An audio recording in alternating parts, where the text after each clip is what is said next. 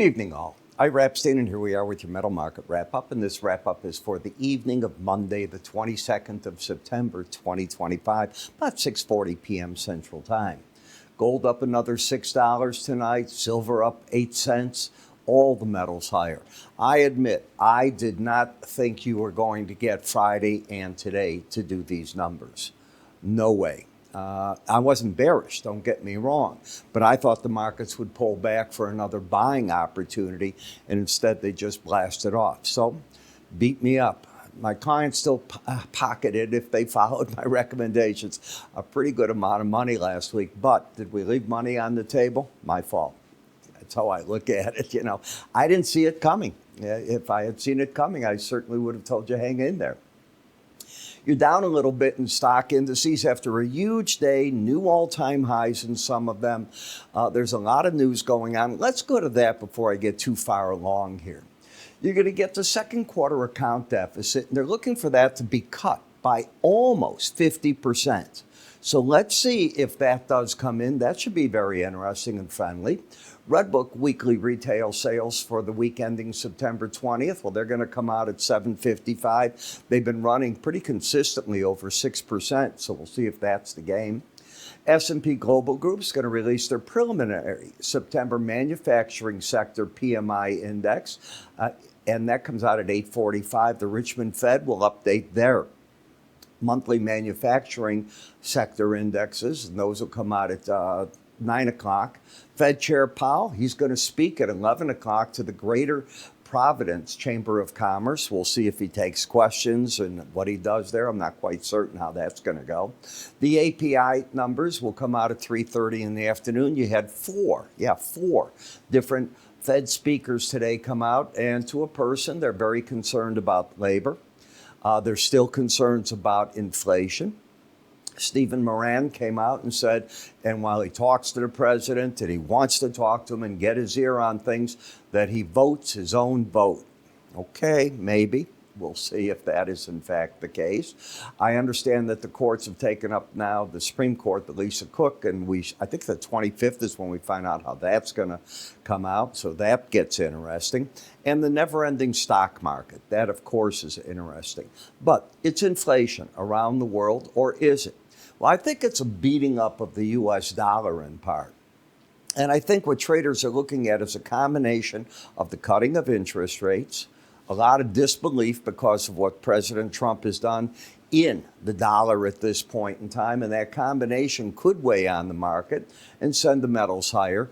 But you've got the inflation story, and you can't get away from that because the Fed said straight out they expect inflation to go up slightly, to continue going up, maybe into 2026, not dramatically, and it's a one-time event because of the tariffs. I don't agree with that part, but we will see what they say there.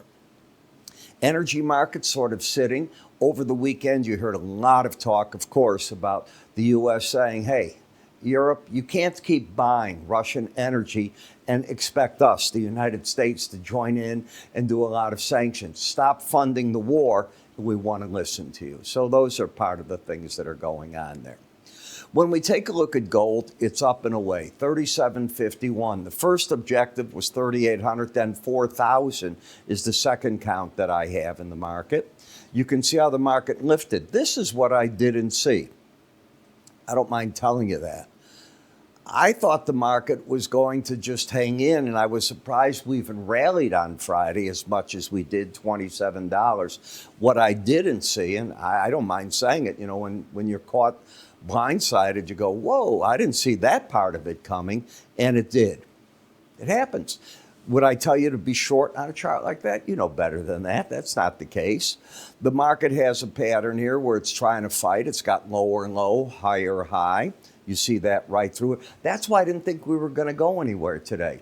I saw this pattern develop, and I said, I think we got a shot maybe to re-enter at the 18-day average and get this result. In fact, I'm looking to see, can you get up to that 38.19 level, which is the Bollinger top, and you have the embedded reading. Until you lose the embedded readings on the gold, you got to stay into the bull camp.